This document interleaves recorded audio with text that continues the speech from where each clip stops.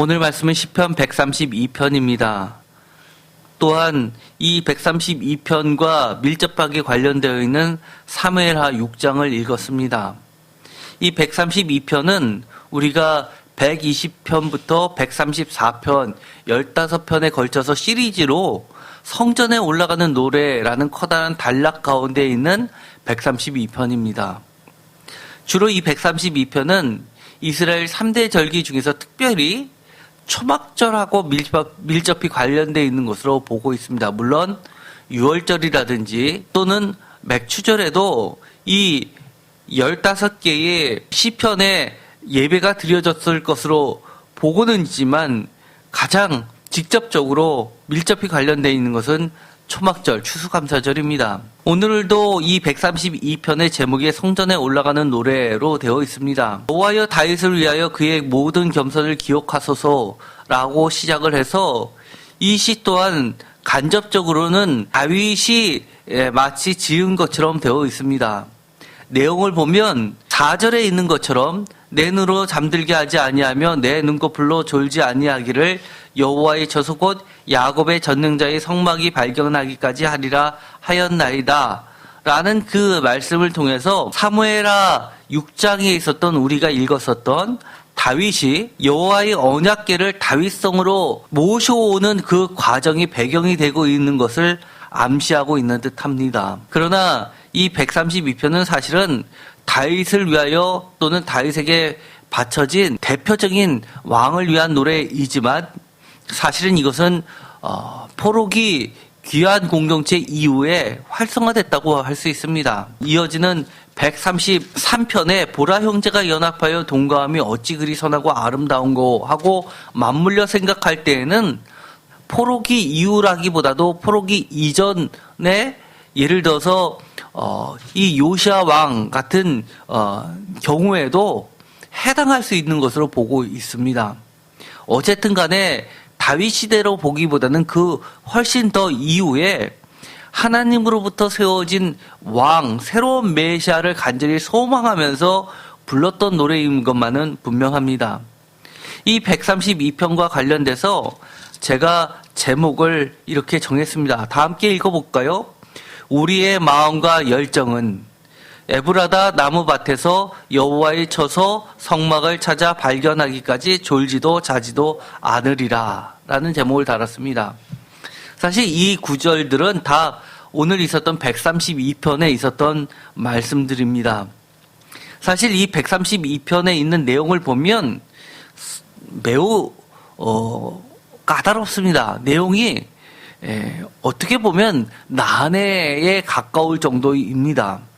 사실 난해 구절이라고 하지는 않지만 역사적으로 결론 내리기에는 쉽지 않은 여러 가지 구성들로 이루어져 있습니다. 이 132편은 133편하고 관련돼 가지고 133편에서 보면 총 1절에서 3절까지 되어 있는데 1절하고 3절의 그 내용을 보면 1절은 축복, 그리고 2절 상반절은 기름짐에 대해서, 그리고 2절 하반절은 아론의 사역에 대해서, 그리고 3절 상반절은 이슬에 대해서, 그리고 3절 하반절은 축복에 대해서 구성되어 있어서 아론의 사역하고 밀접하게 관련되어 있습니다. 이것과 관련해서 시편 132편도 133편과 연이어서 어떤 관련성이 깊음을 보게 됩니다. 예를 들어서 이 133편은 언뜻 보기에는 축복의 이야기를 하는 것 같지만 그 중심에는 아론에 대한 아론의 사역이 나오게 됩니다. 2절 하반절을 한번 볼까요? 곧 아론의 수염에 흘러서 그의 옷깃같이 내림 같고 라고 되어 있습니다. 대제사장의 이야기를 하고 있습니다. 그런데 이 132편을 보면 9절에서부터 18절까지의 정 가운데 해당하는 내용을 보면 특별히 7절, 8절, 9절에 대해서 보면 예배에 관련된 이야기가 나오게 됩니다. 더더욱이 제사장의 이야기가 나오는데 9절에 보면 이렇게 되어 있습니다. 주의 제사장들은 의를 옷 입고 8절에는 하나님의 궤, 그리고 7절에는 주님이 계신 곳으로 가서 그의 발등상 앞에 엎드려 예배하리라라고 되어 있어서 이 132편은 133편하고 연이어서 비교를 해볼 때 이 132편도 예배가 그 중심에 놓여 있다는 것을 알 수 있습니다. 132편을 보면 여러 가지 난해한 우리가 이해하기 어려운 것들이 있습니다. 132편의 2절에 보면 다윗이 그라는 것은 다윗이 여호와께 맹세를 하였다고 합니다. 그런데 야곱의 적는 자에게 서원하기를 내가 내 장막집에 들어가지 아니하며 집에도 들어가지 않는다는 겁니다. 내 침상에 오르지 아니하고 잠도 자지 않는다는 겁니다. 편안하게 자지 않는다는 겁니다. 마치 전쟁에 나간 사람들은 침상을 사용하지 않는 것처럼 정말 전쟁하는 심정으로서 그렇게 살겠다는 겁니다. 4절과 5절을 다 같이 읽겠습니다. 내 눈으로 잠들게 하지 아니하며 내 눈꺼풀로 졸게 하지 아니하기를 여호와의 처소 곧 야곱의 전능자의 성막을 발견하기까지 하리라 하였나이다. 침상에 오르지 않고 전쟁 치르듯이 더욱 나아가서 눈으로 잠들지 아니하며 내 눈꺼풀로 졸게 하지 아니한다라는 표현도 마치 전쟁터에서 보초를 쓰는 것 같습니다. 이렇게 깨어서 뭘 하겠냐 하는 거냐면 여호와의 처소 전능자의 성막을 발견하기까지 그렇게 하겠다는 겁니다. 그리고 이것의 구체적인 이야기는 6절에 나와 있습니다. 우리가 그것이 에브라다에 있다 함을 들었더니 나무밭에서 찾았도다. 6절은 매우 어려운 구절 중에 하나입니다. 잘 역사적으로 구성되기가 어렵습니다. 여러분의 성경책에 보면 에브라다 되어 있고 1하고 각조의 에브라임이라고 되어 있을 겁니다. 그리고 2번 나무밭 해가지고 가로하고 야일의 밭에서라고 되어 있을 겁니다. 이 학자들은 에브라다 나무밭이 도대체 어디인가 이게 무슨 뜻인가 때문에 많은 고민을 했습니다. 사실 에브라다 나무밭이라는 것은 추정입니다만 나무밭이라는 것은 기랏 여아림 나무밭은 글자 그대로 하면 나무의 도시라는 뜻으로 사무엘상 7장 2절에 나와 있는 구절을 상기합니다. 그림을 보면 이 132편은 이 기랏 여아림에 나왔던 이 내용을 봤을 때는 언약궤에 이동하고 관련되어 있는 것으로 추정을 합니다. 우리가 사무엘하 6장을 읽었습니다. 이것은 사무엘상부터 많은 역사적 배경을 갖고 있습니다. 원래 이 하나님의 언약궤는 실로라는 것, 이 실로 에브라임이라는 건 북쪽 이스라엘을 이야기하지요. 에브라임 하면 이 야곱의 12지파 중에서 10지파를 상징할 정도로 요셉의 두 아들 중에서 둘째 아들입니다. 실질적으로는 장자의 축복을 받았기 때문에 이스라엘의 장자는 이 에브라임이라고 할 수 있습니다. 그런데 이 에브라임이라는 북쪽에 바로 위에 지도상에 보면 이 예루살렘으로부터 한 10km 정도로 북쪽으로 떨어진 지역에 있는 겁니다. 여기에 실로라는 곳, 엘리 대제사장이 있었던 것이고 사무엘도 어려서부터 엘리 제사장과 함께 있었던 지역입니다. 이곳에 있었는데 그 옆에 보면 블레셋하고 이 아벡 전투를 취하게 됩니다. 에베네셀 전투라고 하는 것이기도 하지요. 근데 이 아벡 건너편은 에베네셀 이 사이에서 전쟁이 벌어지는데 그들이 패하자 이 엘리 제사장의 두 아들이 실로에 있던 언약궤를 가지고 와서 전쟁에서 승리를 하고자 합니다. 물론 이 사무엘 선지자는 이를 말렸죠. 그럼에도 불구하고 그들은 듣지 않고 그만 전쟁에서 패하게 되고 언약궤도 빼앗기고 블레셋이 이것을 끌고 갑니다. 그래서 블레셋의 5개 연합체인데 예를 들어서 대표적인 도시가 아스돗, 아스글론 또는 에그론 이런 도시들이 있습니다. 그래서 아스돗으로 그것을 끌려갔지만 그곳에서 신전에서 하나님의 놀라운 기적이 일어나서 거기에 있는 우상들이 다 깨지는 사태가 벌어지게 됩니다. 결국은 블레셋의 도시들을 전전긍긍하다가 다시 그들은 송아지에다가 여호와의 언약궤를 다시 실어서 송아지가 떠나는 곳을 해서 자유롭게 놔주게 됩니다. 그 송아지가 갔던 곳은 바로 벳세메스라는 지역입니다. 좀 뒤를 보면 우리가 볼 수 있는데 예루살렘이 있고요. 여기가 바로 예루살렘입니다. 그런데 이 예루살렘의 위쪽에 보면 실로라고 있습니다. 오늘 성경에서는 에브라다라고 하는데 각주에 보면 에브라임이라고 되어 있는데 사실은 우리는 에브라다라고 하는 것은 에브라스로도 불려지는 곳입니다. 그런데 실로에서 아벡으로 옮겨지고 아벡에서 다시 에그론으로 가고 벳세메스를 통해서 기랏 여아림으로 가서 다시금 이곳에서 예루살렘으로 오게 되는 과정이 사무엘하 6장에 자세히 소개되고 있습니다. 사무엘하 6장을 보면 이렇게 되어 있습니다. 사무엘하 6장 12절에 보면 어떤 사람이 다윗 왕에게 아뢰어 이르되 여호와께서 하나님의 괴로 말미암아 오벳 에돔의 집과 그의 모든 소유에 복을 주셨다 한지라 다윗이 가서 하나님의 괴를 기쁨으로 메고 오벳 에돔의 집에서 다윗성으로 올라간다라고 기록이 되어 있습니다. 그래서 이 빼앗겼던 괴는 결국은 오벳 에돔의 집에서 다시 다윗성이라는 것은 예루살렘을 이야기하는 것이죠. 그런데 여기서 이 예루살렘 쪽으로 바로 왔는데 그럼에도 불구하고 이 솔로몬은 열왕기상 3장에 보면 1000번제를 드렸던 지역이 바로 기브온이라는 지역입니다. 이에 열왕기상 3장 4절에 보면 이에 왕이 제사하러 기브온으로 가니 거기는 산당이 큼이라. 솔로몬이 그 제단에서 1000번제를 드렸더니 5절 기브온에서 밤에 여호와께서 솔로몬에게 꿈에 나타나셔서 하나님이 이르시되 내가 내게 무엇을 주고 너는 구하라. 그래서 솔로몬이 우리가 잘 아는 것처럼 지혜를 구하니까 지혜뿐만 아니라 부귀와 장수까지 주게 된 그렇게 유명한 곳이 기브온입니다.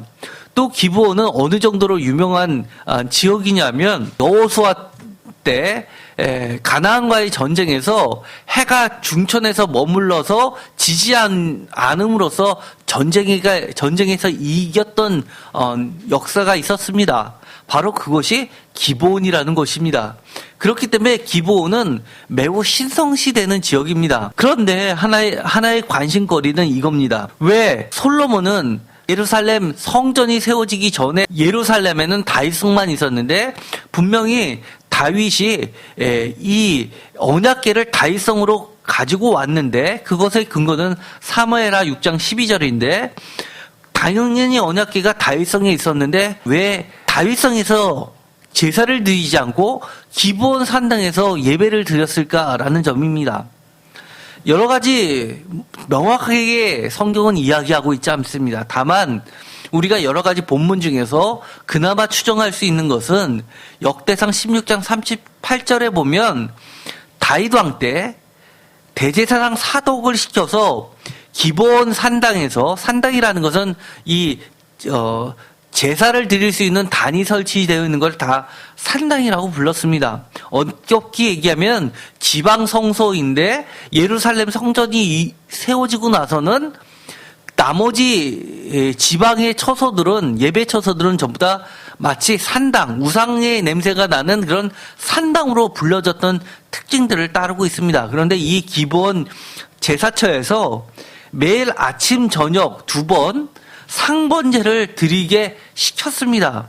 그런 전통 때문에 아마 솔로몬도 다윗성의 언약궤가 있음에도 불구하고 이 기브온 상당에서 1000번제를 드리지 않았을까라고 추정을 할 수 있습니다. 역대상 16장에 보면 다윗이 38절에 제사장 사독과 그의 형제 제사장들에게 기브온 산당에서 여호와의 성막 앞에 모시게 하여 항상 아침 저녁으로 번제단 위에 여호와께 번제를 드리게 하고라는 다윗의 하나의 전통 때문에 솔로몬은 이 솔로몬 성전이 지어지고 나서 지성소에 이 언약궤를 안치할 때까지 언약궤는 분명히 예루살렘 다윗성이 계속 있었음에도 불구하고 여전히 기브온 산당이 중요한 역할을 했었다는 겁니다. 열왕기상 8장 1절에 보면 명확하게 표시되어 있습니다. 이에 솔로몬이 여호와의 언약궤를 다윗성 곧 시온에서 메어 올리고자 하여 라고 하는 구절을 봐서 솔로몬 성전이 지어진 이후에 언약궤는 아까 봤던 것처럼 기본에 있었던 것이 아니라 분명히 다윗성 같은 예루살렘 성에 있었던 겁니다. 그럼에도 불구하고 열왕기상 8장에 보면 여호와의 언약궤의 최종 장소는 바로 성전이 지어진 내소 지성소 그룹의 날개 아래라고 명확하게 8장 6절에 기록하고 있습니다. 오늘의 말씀 시편 132편 6절에 보면 이렇게 되어 있다는 겁니다. 우리가 그것이 에브라다에 있다 함을 들었더니 나무밭에서 찾았도다. 표준세번호 읽으면 법궤가 있다는 말을 에브라다에서 듣고 야알의 들에서 그것을 찾았다라고 번역합니다.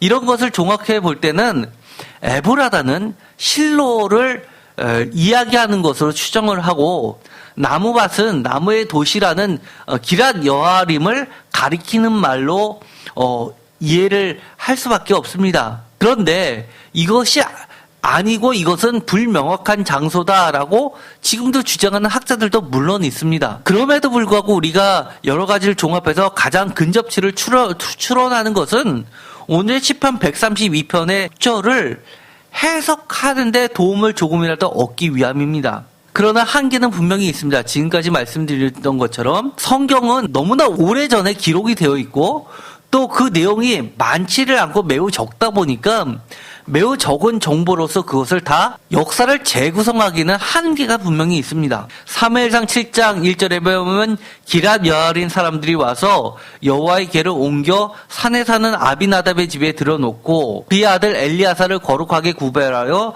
여호와의 궤를 지키게 하였더니 2절 궤가 기랏 여아림에 들어간 날부터 20년 동안 오래 있은지라 이스라엘 온 족속이 여호와를 사모하니라. 3절 사무엘이 이스라엘 온 족속에 말하여 이르되 만일 너희가 전심으로 여호와께 돌아오려거든 이방신들과 아스타롯을 너희 중에서 제거하고 너희 마음을 여호와께로 향하여 그만을 섬기라. 그리하면 너희를 블레셋 사람의 손에서 건져내시리라. 너무나 오랜 시간 동안 사실은 방치되어 있었던 겁니다. 물론 그럴 수밖에 없었던 여러 가지 이유가 있었다는 것을 우리가 보게 되죠. 예를 들어 블레셋 신전 같은 데서 우상들이 다 파괴되는 무시무시한 일을 겪었고 또 옮기다가 또 그것을 맡은 사람이 언약궤에 손을 대니까 죽게 되고 이러니까 그 누구도 언약궤에 가까이 가려는 것을 두려워했던 것은 이해가 됩니다. 그런데 문제는 기랏 여아림에 20년 동안 있을 때까지라도 어떤 일이 벌어졌냐면 사람들은 이 3절에 있는 것처럼 이방신들과 아스타롯을 여전히 여호와와 함께 섬겼던 것을 볼 수 있다는 겁니다. 사무엘이 온 마음을 다해서 오직 하나님만을 섬기라고 이야기를 합니다. 실제로는 법궤가 빼앗겨서 다시 예루살렘으로 오기까지 어느 정도의 시간이 걸렸나라고 추적을 해보건대 거의 70, 80년이나 걸렸던 것으로 봅니다. 생각보다 굉장히 길죠. 예를 들어서 에벨에셀 전투부터 시작해서 아벡의 전투에서부터 시작해서 사무엘하 6장 2절에서 바알레 유다에 가서 하나님의 궤를 아비나답의 집에서 갖고 오는 데까지만 해도 7, 80년이 걸렸다고 하는 그 숫자는 이렇게 추정이 되고 있습니다. 먼저 거꾸로 가면 다윗이 왕으로 있기 전에 사울이 기본적으로 40년 통치했습니다. 사울이 통치하기 전에 그 아벡 전투라는 것은 한 10년 전으로 또 봅니다. 그리고 다윗이 또 치리하고 나서도 거의 10년이란 기간이 지난 기간으로 봅니다. 그러면 사무엘 시대 때 10년, 사울 시대 때 40년, 50년이죠. 아비나답의 집에서 있었던 기간이 20년, 그러면 70년입니다. 다윗이 10년 정도의 기간을 더하면 적게 70년, 길게는 80년 기간이라는 아주 긴 세월을 방치해놓고 있었다는 이야기가 되는 겁니다. 이런 것을 봐서는 사람들이 생각보다 하나님만을 섬기는 데는 많은 어려움이 있었다는 것을 보이게 됩니다.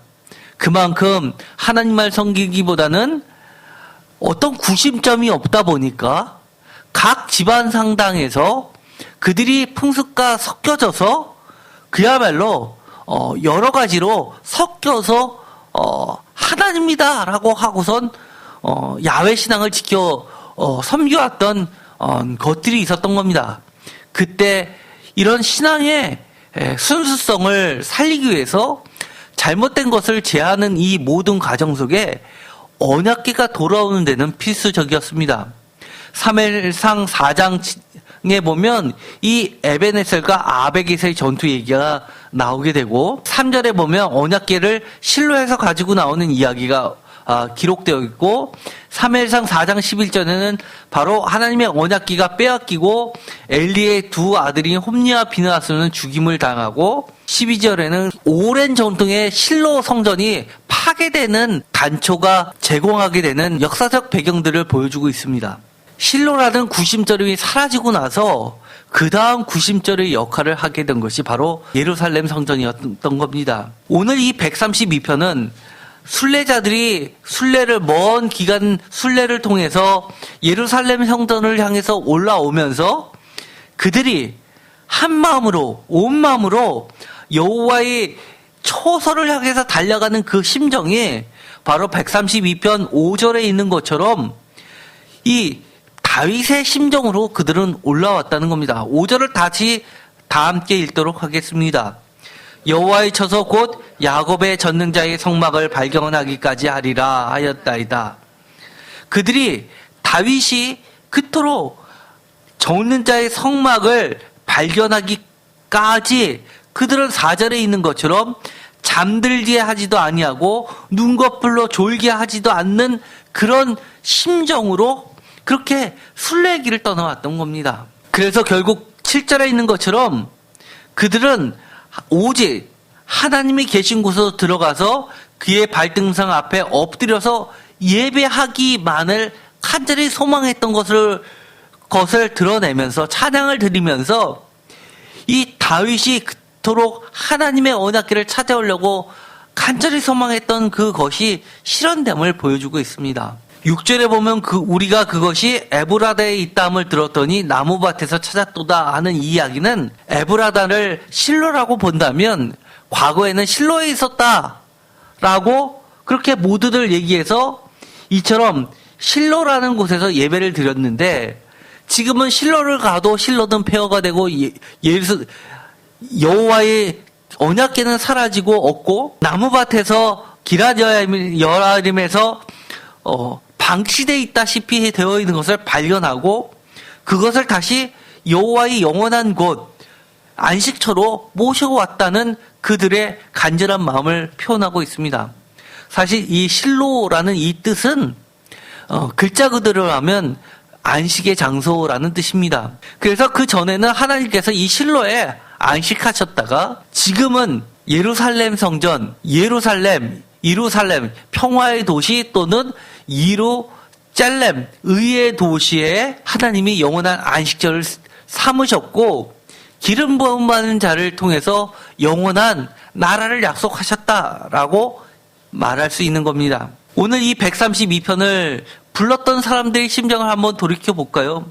그들은 왜 132편을 그들이 성전을 찾아 올라갈 때 그렇게 이 찬양을 불렀을까요? 우리가 이미 살펴본 것처럼 사실은 이 기브온이라는 것은 매우 역사적으로 여호수아 때부터 많은 기적이 일어났던 것이고 또 솔로몬이 이곳에서 하나님께 일천번제를 드리면서 그들이 그렇게 이 온 이스라엘 백성들이 사모하는 지혜를 그리고 부와 장수까지도 받았던 곳인데도 불구하고 기브온을 향해 가는 것이 아니라 바로 예루살렘 성전을 향해서 가고 있다는 겁니다. 사실은 이 솔로몬이 그리고 다윗이 왜 언약궤가 다윗성에 있음에도 불구하고 여전히 기브온에서 대제사장을 통해서 그렇게 매일 2번씩 제사를 드리게 했는지는 사실은 성경을 통해서는 우리는 알 수 없습니다.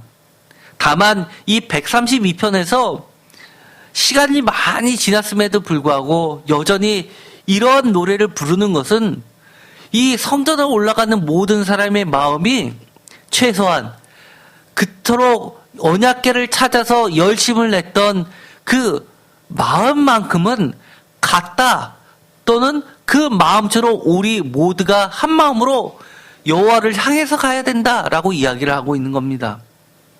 또 조금 더 확대해서 이야기한다면 이처럼 어떤 태양이 멈춰졌다든지 어떤 구체적인 지혜와 장수와 북이라는 축복을 받았던 장소보다는 하나님의 말씀 언약궤가 있는 그 장소가 진짜 우리가 향해서 가야 할 곳이라는 것을 이야기해주고 있습니다. 오늘 우리는 이 말씀을 통해서 우리의 심정은 좀 어떤가를 다시 한번 살펴봤으면 좋겠습니다. 정말 우리도 이 132편을 불렀던 순례자들처럼 우리의 마음이 온전히 여호와의 계신 곳을 향해 있는지 한번 돌이켜봤으면 좋겠습니다.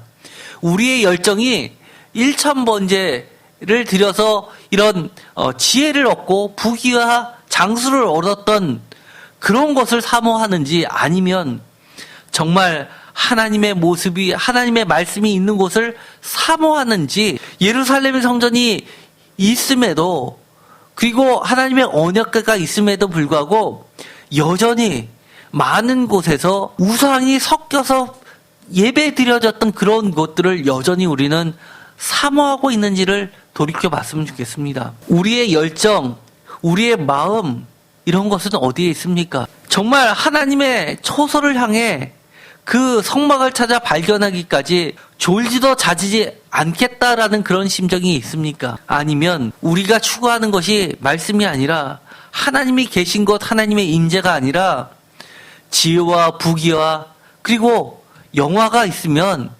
그것으로 만족하시겠습니까?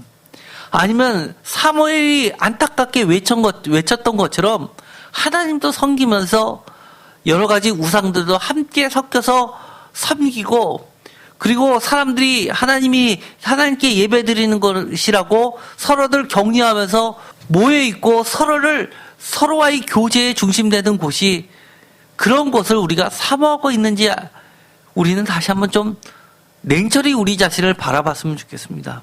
정말 우리가 오늘 이 132편을 읽으면서 우리의 마음과 열정은, 우리의 즐거움은 진짜 어디에 있는지를 봤으면 좋겠습니다. 사실은 이 목회자들이 조심해야 될 것은, 교회를 성장시킨다고 하면서 사람들이 좋아하는 것을 많이 만들면 사실 안 됩니다. 세상의 즐거움하고 그렇게 구분되지 않는 것들을 여러 가지 프로그램화 시키면서 사람이 일단 모이는데 열정을 쏟으면 안 되는 겁니다. 세상의 즐거움들을 하나씩 버리게 하고, 또 오직 하나님 말씀만 향할 수 있게 사실은 모든 노력을 기울여야 되는 겁니다. 비록 사람들이 즐거움이 과연 하나님의 말씀만 사모하고 하나님의 말씀만 읽는다고 세상의 즐거움처럼 그런 즐거움이 있냐라고 반문할지는 모르지만, 하나님의 말씀의 즐거움에 푹 빠지게 되면 사실은 세상의 즐거움은 돈 주고 하라고 해도 안 하게 됩니다.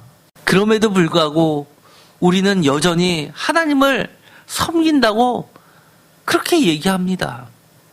다시 한번 우리가 이 시편 132편을 불렀던 많은 신앙의 선배들처럼 우리의 마음과 열정이 에브라다 나무밭에서 여호와의 처소 성막을 찾아 발견하기까지 정말 졸지도 아니하고, 그리고 내 침소에 들지도 않겠다라는 심정으로 하나님만을 온전히 섬기고 있는지 예배하고 있는지 돌아보면서 우리도 그렇게 되기를 간절히 바랬으면 좋겠습니다. 우리의 신앙은 사실은 하나님의 은혜 없이는 안 됩니다.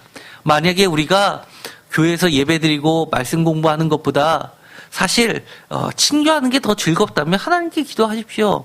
하나님, 저 아직까지는 사람들하고의 관계가 더 재밌는데 어떡합니까? 하나님께 간구하면 하나님께서 정말 하나님의 언약궤의 즐거움을 우리들에게 허락해 주십니다. 132편의 1절에 다윗을 위하여 그의 모든 견편을 기억하여 주소서라고 이야기합니다. 우리가 오늘 사무엘하 6장을 읽었습니다. 맨 나중에 나오는 말이 그겁니다. 미갈이 다윗을 향해서 비웃자 다윗이 이렇게 이야기합니다. 내가 비천하여 지더라도 라는 말을 합니다. 내가 낮아지더라도 라는 말을 합니다. 물론 제가 전에 이 사무엘하 6장을 설교하면서 사무엘하 6장에 있었던 이 내용은 사실은 100% 순수한 신앙의 모습이라기보다는 다윗이 자신의 왕권을 돈독하기 위한 수단으로서 이 언약궤를 다윗성으로 끌고 오는데 하나님 신앙과 자기 왕권의 확립이라는 자신의 야심을 섞어 놓은 것이 문제였다라고 제가 설교를 한 적이 있습니다. 미갈은 그것을 정확하게 꿰뚫어보고 그것을 질타했던 겁니다. 그렇지만 어쨌든 간에 이 132편에서는 다윗이 이야기했던 그 겸손을 서두에 이야기하면서 다른 건 다 제쳐놓더라도 최소한 하나님의 성막을 발견해서 그 앞에서 엎드려 예배 드리려고 했던 그 진실된 그 마음만큼은 소중하다는 것을 우리에게 가르쳐주고 있습니다. 오늘 이 132편의 이 시인의 심정처럼 하나님의 은혜가 허락해 주셔서 우리가 평생에 걸쳐서 다른 것 바라보지 않고 다른 데 눈 돌리지 않고 이처럼 하나님의 젖는 자의 성막을 발견하기까지 우리의 온 힘과 온 마음과 정성을 다 기울여서 예배드릴 수 있게 되기를 축원드립니다. 기도하고 마치겠습니다. 하나님 감사합니다. 우리가 때로는 하나님의 말씀을 읽을 때 온전히 다 이해하기가 어려울 때가 많습니다. 그러나 우리에게 허락해 주셨던 그 부분적인 말씀 그 구절을 중심으로 해서 하나님은 끊임없이 우리에게 말씀해 주시고자 하시는 그 음성을 우리가 듣게 하여 주시옵시고 그 말씀대로 우리가 온전히 하나님만을 섬기는데 온 마음과 정성을 기울일 수 있게 하여 주옵소서. 다른 것 생각하지 않게 하시고 겸손하게 하나님의 임재 아래 하나님의 말씀 앞에 우리가 엎드려 예배드리고 경배하는 즐거움에 푹 빠지게 하여 주옵소서. 예수님의 이름으로 기도드렸습니다. 아멘.